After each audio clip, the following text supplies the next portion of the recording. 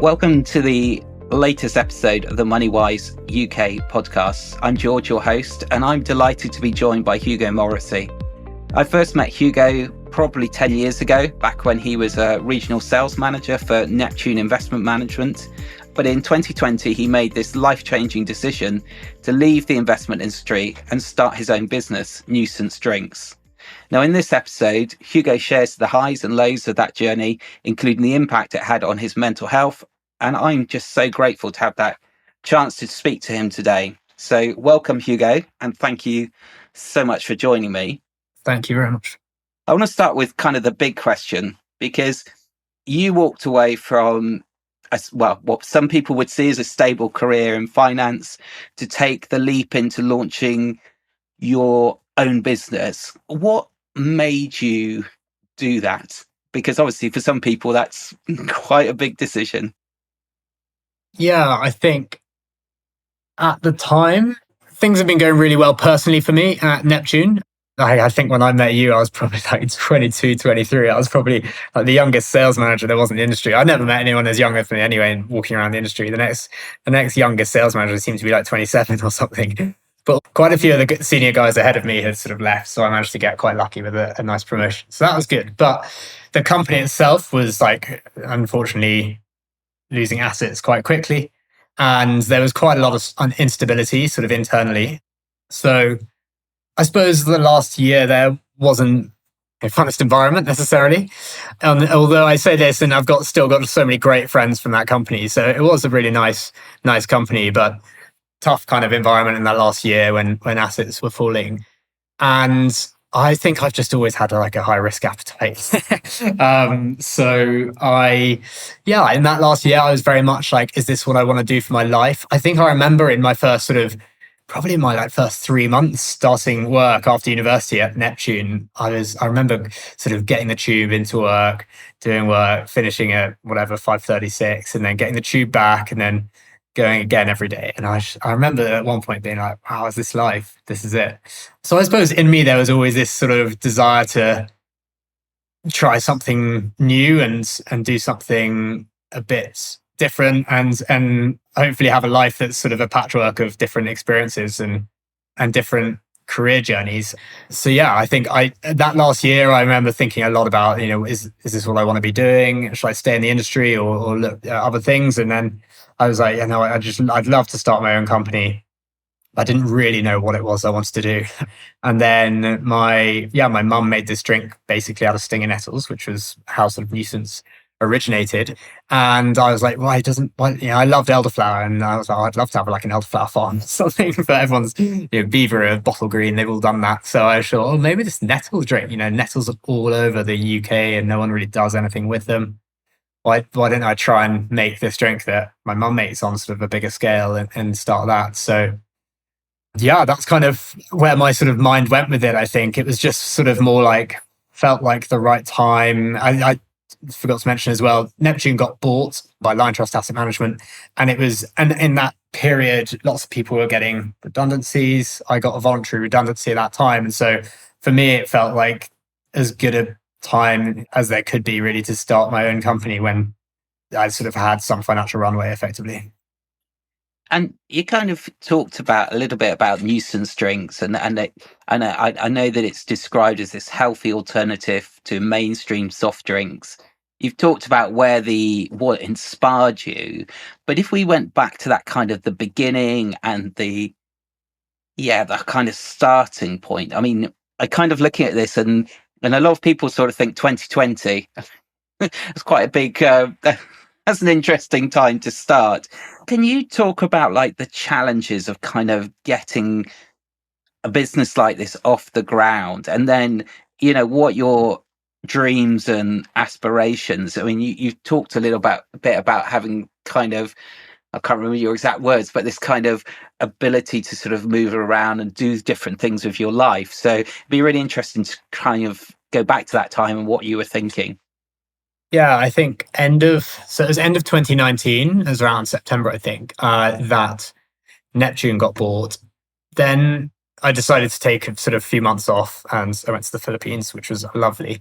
And it was kind of in that time where I was thinking more and more about this nettle business. And I think I sort of made my mind up I was going to try and do it and just sort of work out, I guess, work it out as I went, how it all works. And so, yeah, it was, I sort of got back just after Christmas, I think. And then it was just a bit of planning. And I went on actually, I was living in Edinburgh at the time, and Scotland are very good for supporting sort of a lot of their young businesses through various programs, and there's a thing called Scottish Enterprise and various events and things. So for someone who'd never done it before, I went to quite a few of these events and just learned a bit about putting a business plan together, very simple things like that, or what seemed quite simple, I suppose, anyway.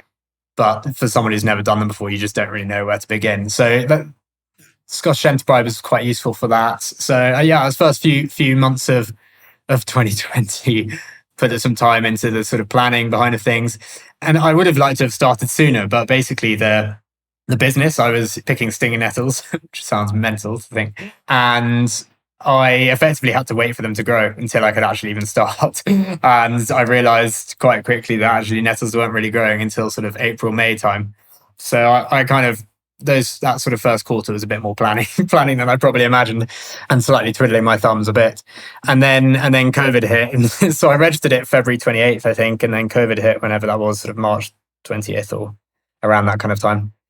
So yeah, it wasn't the best start in the world. I think like the biggest challenge is at that time, there's one thing is just like making a drink in your kitchen. It's then how do you scale that up or do it so that you're not going to go and, I don't know, cause someone to have an illness, whatever it might be. So I had to, I got permission from this massive estate just outside Edinburgh called Hopetoun House, which is incredible, like 6,500 acre estate. I sort of phoned up Lord Hopetoun and chatted with him and said, look, do you mind if I come and pick stinging nettles on your estate? Which is probably one of the weirdest requests he's ever had.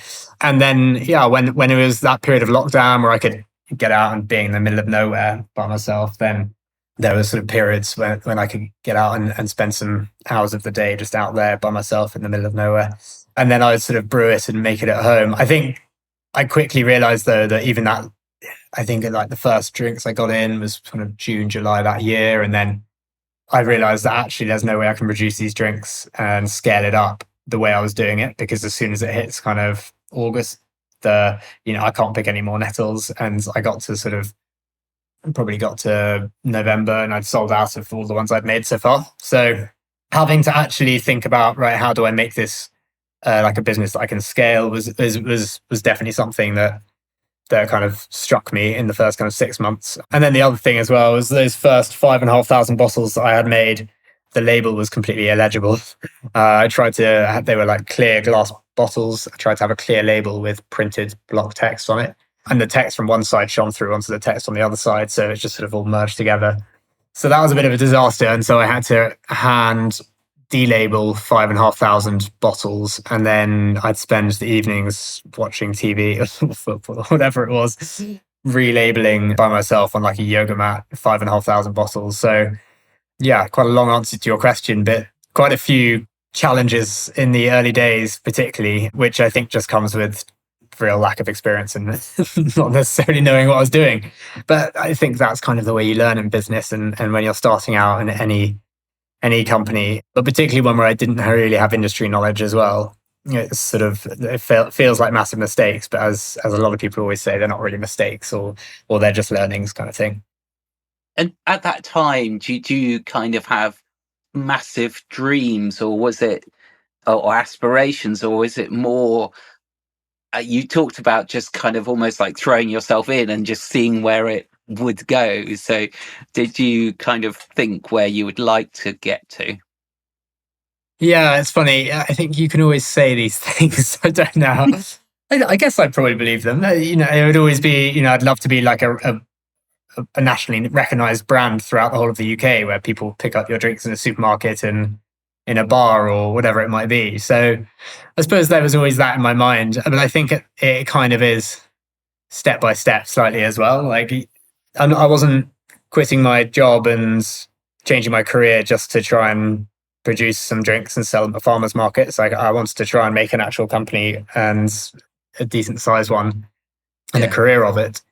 So I suppose I'd say that. And particularly when I started trying to raise investment and stuff like that, obviously it's, we want to have a big range, and I didn't necessarily know what route I wanted to go down. As you mentioned, we went down the sort of better for you, healthier soft drink market. But actually at the time when I just produced the first nettle drink, I think then was it, oh, do we do nettle based products? Could we be like a nettle gin, a nettle vodka?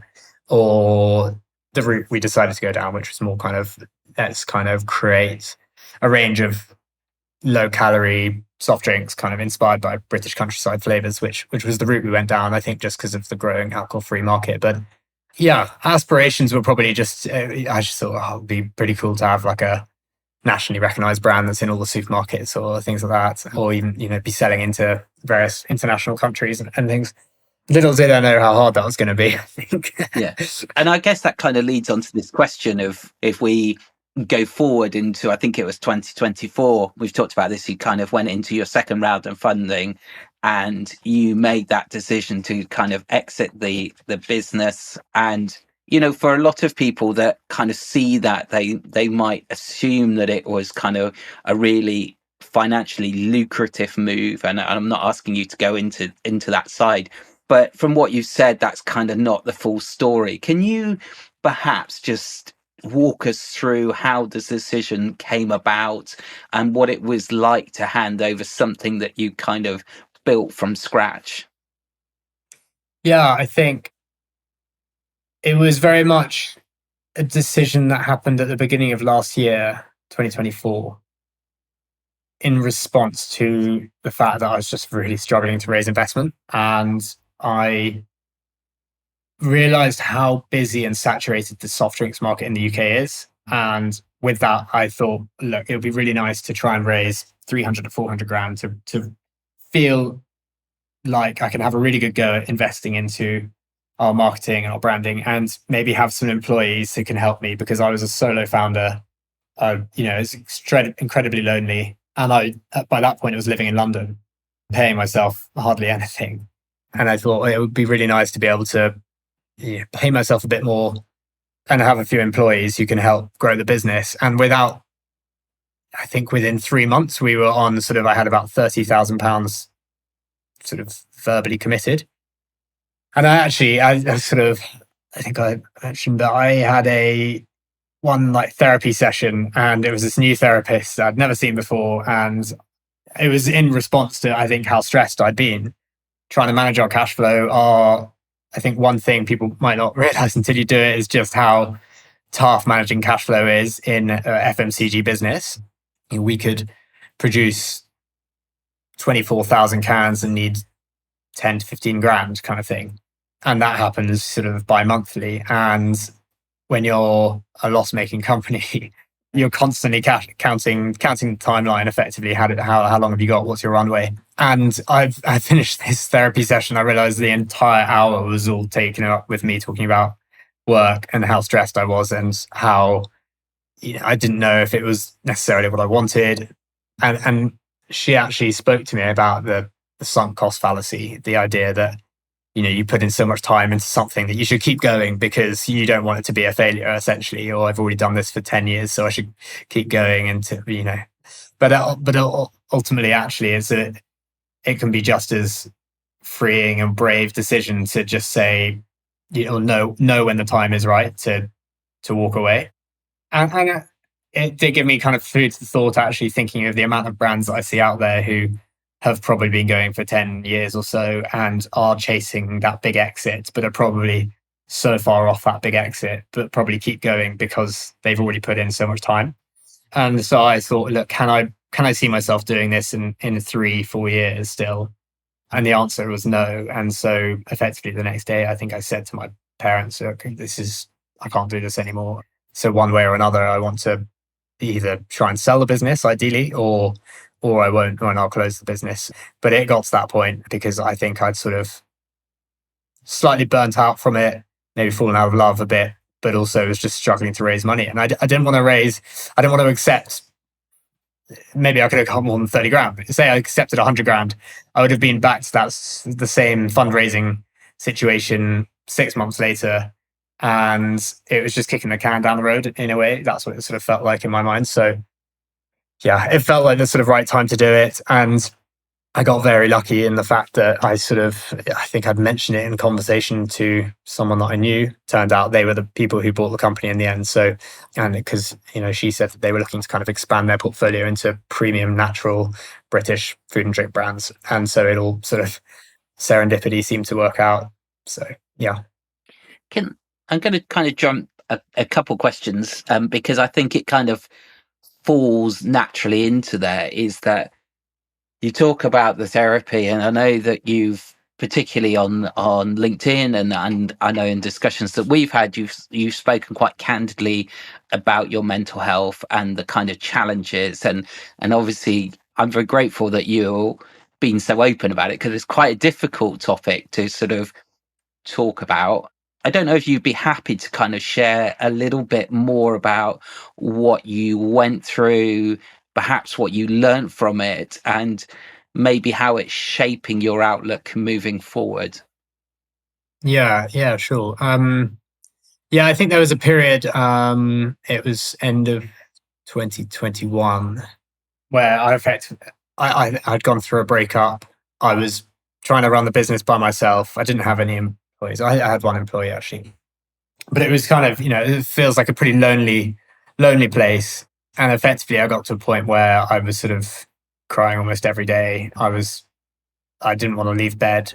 I was like struggling to reply to people's emails, and there were people who effectively, I was trying to raise investment at the time, and I'd have people come back to me say, yeah, we're keen to put in 20 grand or 10 grand. And I didn't respond for 5 days because I felt like it was extra pressure, and I didn't feel like I was in the right mindset to be taking on the extra pressure. And did I want to do it? And I had a non-exec director, or two of them.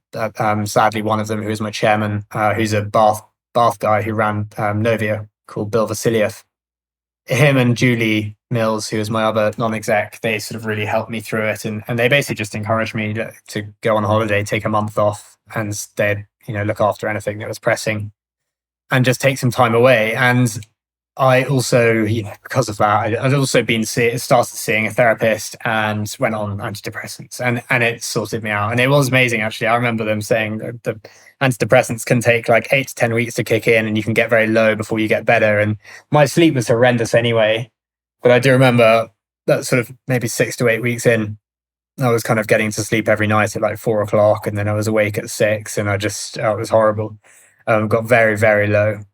But then it's amazing how like suddenly you just snap out of it after like 10 weeks, and bam, you could like see again. And it was like you'd been looking through a forest for the last few years. And I genuinely think actually once that was probably the antidepressants had like hit it, had started working, whatever the expression would be, but kicked in. And then I was probably like, oh God, have I actually been very unhappy for a long time, in a way, because I suddenly felt like I hadn't actually seen this or thought this clearly, and maybe I had for it in that way for a couple of years potentially. So yeah, it was not a very nice kind of 3 or 4 months, but then I came back from holiday and felt much more sort of refreshed. A friend of mine joined me on the company, which was really nice, and just felt like I had sort of a teammate to go over things with, which was really nice. I think like a big part of what caused that probably was just burnout generally. I was kind of getting up, as I said, my sleep wasn't great anyway, but I'd get up very early, sort of 5:30 or something, and just start working. And then maybe I'd go to the gym at 7:30 or something for an hour, and then come back and just work again. And just, that was sort of slightly my life. And I think also because I'd had a breakup, I was like, I'd put all my energy into that. And then friends said I looked so skinny and stuff. So it just wasn't a very healthy lifestyle. And I even saw a woman this morning who runs a similar kind of drinks brand as well, talking about how a lot of last year for her was struck with depression, and they've raised incredible amounts of money, and they're in all the supermarkets, and they've got investment from Dragon's Den and the things like that. And I think it just goes to show it can be pretty brutal. So yeah, that was kind of my experience with it, really. It's very easy, isn't it, if we run a business or we set up our own business, to feel, I guess in the early days, sometimes it's you're on your own. and therefore, everyone assumes that it's all this kind of quite glamorous. And I think, you've talked a little bit about your struggles and how that's happened. I guess we learn from, or we try and learn from it, isn't it? Is that, can we learn from it, and does it shape how we, because you've moved now, so I don't know, that is a direct result of you kind of thinking about how you think moving forward, if that makes sense. Does it change what you think? Yeah, I think just trying to be kind of kind to yourself, definitely. And I'm probably still quite bad at it. I'm always looking at the time, being like, "Oh God, I've just wasted half an hour doing nothing and stuff." And actually, just giving yourself time to do nothing is probably quite important. And reading for me has been like a life changer in the last couple of years. I've got massively into reading, and my sleep has like suddenly, well, probably, yeah, again, in the last couple of years, hugely improved.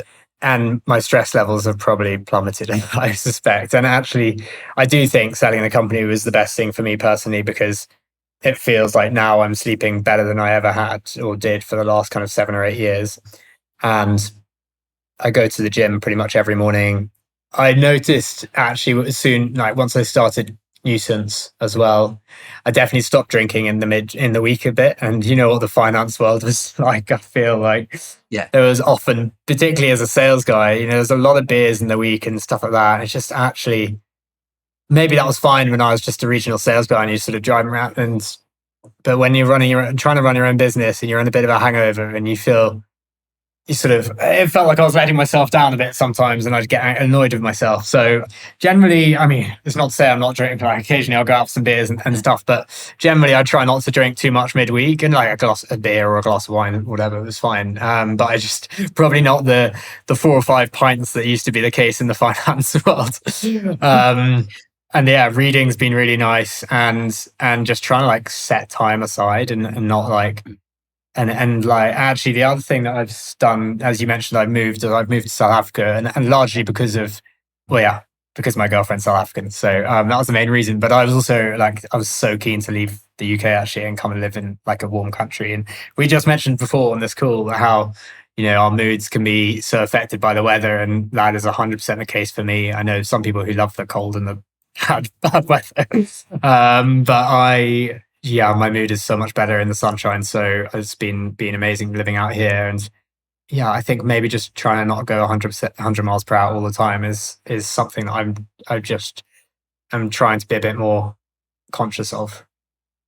It'd be interesting to see, because I guess when we are younger, and you're still very young, particularly compared to me, so is that perhaps our definition of success and happiness change over time. So it'd be interesting to kind of touch on that and see how you define success and happiness, and perhaps maybe how that compares to the kind of traditional societal norms of what that means. Because obviously society kind of success is down to money, isn't it? So, well, I guess it is. But yeah, it'd be interesting to know what your thoughts are around that. Yeah, it's 100% changed since my early 20s, which I think I was just like, I just want to make loads of money.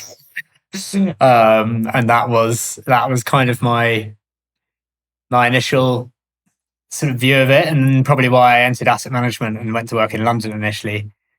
Then probably with Nuisance, it became more like, I don't want to just work for someone else and make them money and me, get my salary. I want to create something, and in terms of a business, or that was a product as well. And then I can earn my money from what I've created and brought to the world, I suppose. And now it is very much still on that. And since selling Nuisance, I was kind of trying to work out what to do next, and basically learn I can't go back to working for another company again. Like I want to start I am starting another business now. But I think lifestyle is so important now for me, and it's just being able to actually create a company around my lifestyle is much more important to me now than probably in my early 20s, which was my lifestyle will suit the company that I work for in a way. So it was, I'm going to go work for a asset manager in London, and that'll be what my lifestyle is around, sort of thing. Now it's, well, okay, obviously I'm lucky because of my girlfriend being South African, but it's, I'm going to be living in Cape Town, live a pretty nice life.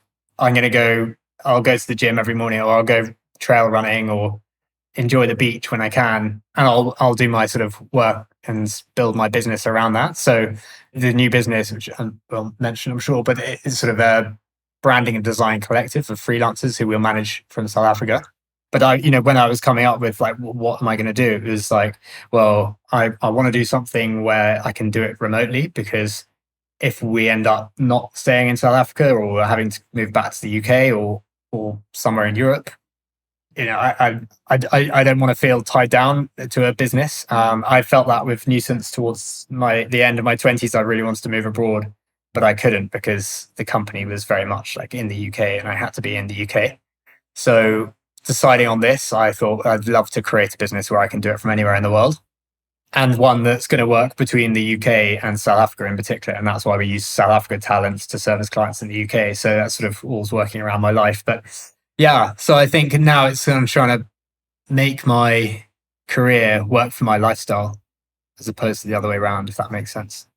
Yeah, it does. And I want to talk to you about kind of entrepreneurship and everything, which I will do. But I think it'd be nice to kind of hear a little bit about this branding collective. I think it's called Blackbook Design Collective, and you can Mhm. correct me if I'm wrong on that. But can you kind of just talk to us a little, talk to me a little bit about this new chapter, and what it is, who it's for, and kind of what you hope to achieve from what you're doing?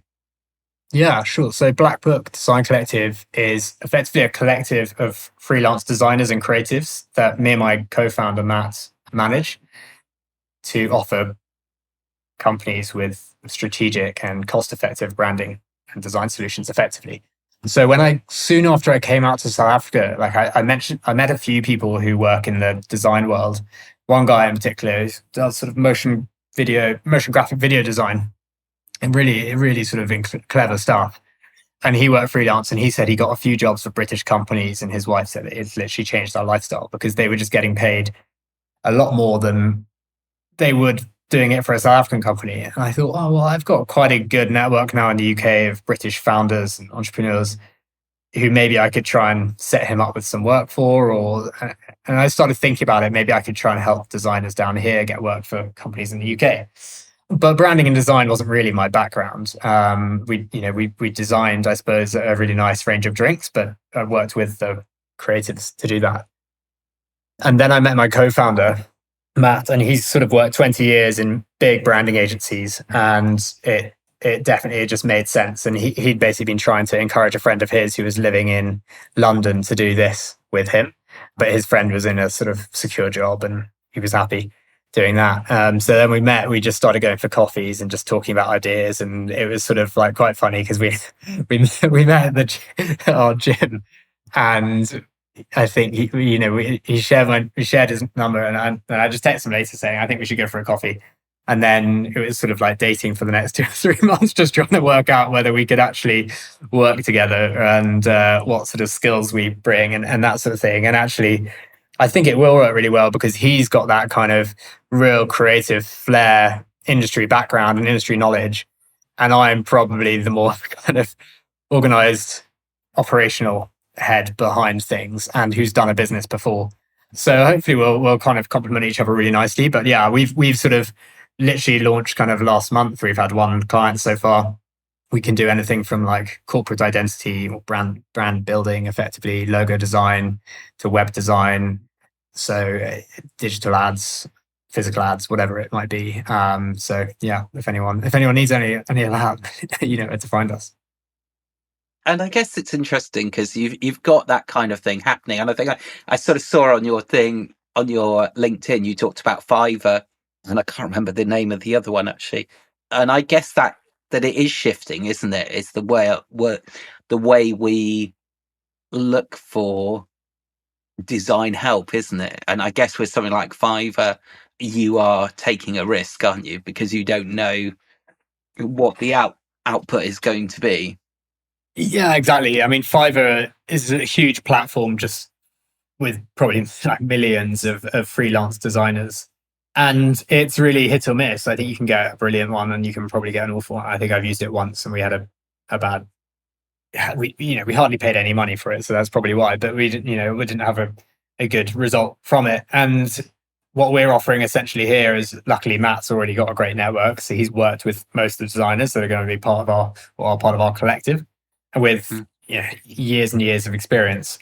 And we manage them and we vet them. So you kind of know you're getting quality and you don't really have to search for it. You can just sort of come to us and then we'll find them. So I was trying to offer that sort of middle ground between branding agencies that charge an absolute fortune and you're paying for all the overheads in their office buildings and their secretaries and whatever it might be, all the extra staff within the job. And they're all physical, like permanent employees.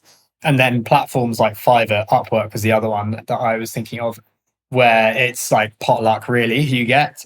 And so we sort of offer, I suppose, a bit of a middle ground between the two, really, like easy access to designers, but like well vetted. And so we are managing them all, but without all the overheads of like a traditional agency. Yeah, and it's interesting. It's interesting when you kind of, I find that really interesting because obviously with my own kind of doing what I do and working for other people, and coming across Fiverr and things like that, it's quite interesting to see that kind of middle ground being built up and everything, because you kind of, it's like, where do you want to sit? But I guess going back to and you still are, you're a founder of a new business, you're founder of your previous business. And I guess one of the things that interests me is that, as an entrepreneur, are there things that you've learned? Are there things that you look back on that you would have done differently?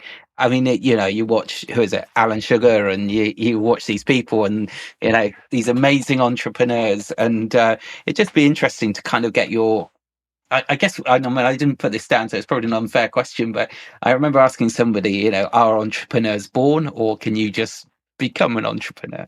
So, I don't know, what are your sort of thoughts around that? Yeah, I mean, I learned so much doing Nuisance, and a lot of the time I would question it. Is this the right thing to have done? Blah, blah, blah. As you mentioned, we didn't talk about pay, but I was getting paid a nice salary in a finance job, and life's pretty comfortable. And then you walk away from that, and I had about 2 years where I didn't get paid anything and stuff. So there's been like a number of things I've learned from. So much stuff, obviously, that I've learned. But I think like there's 3 in particular that I thought with this business, things are going to they'll be different. And one was just being a solo founder that was just incredibly stressful and very lonely. So I basically said, I'm not going to do a business by myself again. I think when I was 26, I was kind of thinking about starting the business, and most of my other friends were in secure jobs and didn't really want to take that risk. People I thought maybe could sort of co-found a business with me. So I sort of went for it by myself at 26. And the other sort of thing that goes through your head is I either have 100% equity or 50% equity. 100% sounds much better. So I think in that stage, but I genuinely think like if I did it with a co-founder, I could have made a far, far, far more successful, bigger business and made a huge amount more money if I had took 50% equity from the beginning. But it's funny, sort of optics, how it plays out effectively. So with this business, I said, right, I need a co-founder. The other one was, I don't want to do like a physical product business again, or maybe at some point. But as I mentioned, the sort of finance requirements or funding requirements were so much that I was constantly having to raise money, and then that adds pressure, and just managing the cash flow is tough. So I just thought, God, wouldn't it be nice to start a business where our overheads are effectively our laptops and our website and whatever? So that was another thing. And then and the third one as well in particular I was thinking was raising investment, and I didn't want to, for as long as I can anyway, and hopefully we don't need to, I didn't want to raise investment. And again, I think that was just, it just adds stress and pressure. I find like if this hopefully Blackbook Design Collective, it goes fantastically well and I don't have to worry about these things. But 2-3 years in, 4 years, it's not working, then I can walk away and I'm just letting myself down effectively, and my co-founder. Yeah, having to sort of make those decisions when you've got a lot of investors on you sort of engaged as well is just, this doesn't feel nice at all. It's quite horrible. So they were like three of the main things for me that was like fundamentally important to me for this new business. And then there's just like a gazillion other things, I think, in terms of just company structure and it actually some of the really boring stuff like HMRC stuff, keeping on top of accounts and like all that admin. I think like when you're in your late 20s, it just seems so boring.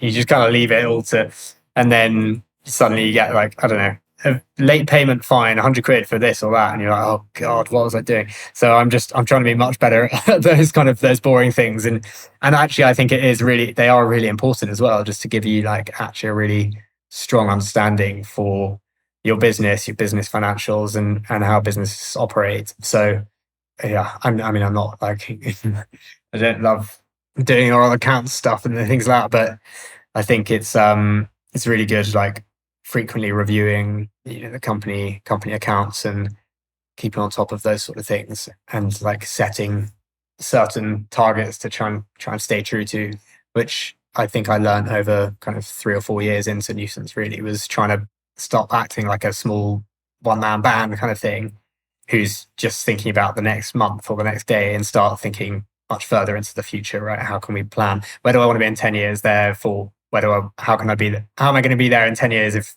What am I going to do in 5 years? And then if I want to be there in 5 years, where do I need to be in 3? And then 3 to 1 to a quarter kind of thing.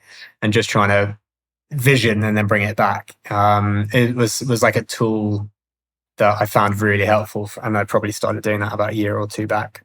So yeah, I mean, it's probably never ending the amount of stuff I learned, but they were a few of the main ones. Yeah, thank you. And it's I mean, I think there's so much I could ask you, and it's just been interesting. It's been interesting about your honesty around the business and where you've come to and where you are now, and kind of as we kind of pull this all together and everything. I think there are a couple of things that I'd kind of like to ask you. Is that, with a crystal ball, and you kind of say 5-10 years time, it would be interesting to kind of, in your head, what you think Hugo Morrissey might be, what that might look like, or what you might look like, or and then is there one piece of advice or insight that you would like to leave with our listeners, and what would that be?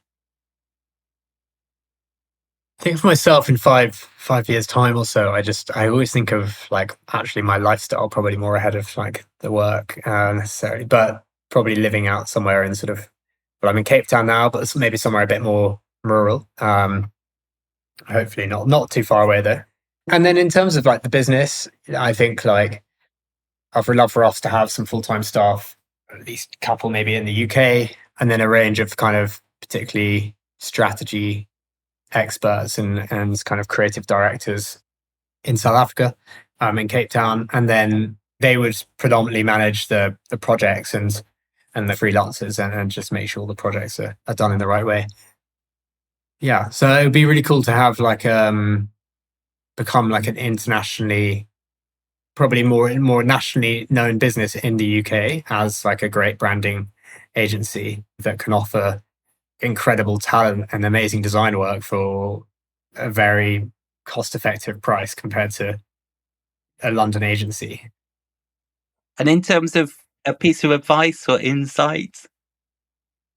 I think for me, it's just trying to enjoy life, isn't it? We've only got one life. And of course, like it would be great to build an amazing business and make lots of money. Money's nice, isn't it? I mean, let's be real. Like, it's nice to have that like comfort. But I also don't sort of see like excessive wealth as anything that's necessary, as long as you can live like a nice, happy, comfortable life and within your means and not actually worry about money. That's great. Happy days. And to be able to live comfortably, I think, and a nice life, that's probably all you need, really. I think like if I want to do that, by doing that the way I'm going, like I've got to do that by making a successful business, or a business that can allow me to live that life. Yeah. And I think that's, I think it's a great way to kind of end this. And, you've been so honest. And I think for me, it's been quite inspiring. I think, it's interesting the way you just ended it. And I was just thinking back to when we talked about success and how, like when you're younger, maybe you get that job and it's all about the money. And then you come down the line and you go, actually, of course you need money, but actually, can you balance that with a lifestyle? And if you can get the two, then that's got to be a good place to end. So look, thank you so much for your time. It's been absolutely brilliant. Really, really appreciate it. Thanks, George. Obviously, anyone who's listening, have a check out for Blackbook Design. I'll put a link onto the page so that you can, if anyone wants to have a look at it, they can go to that. And obviously we've got more episodes coming, so please like, follow, rate, share this podcast. And thank you again, Hugo, for your time. Perfect. Thank you very much, George. Thank you.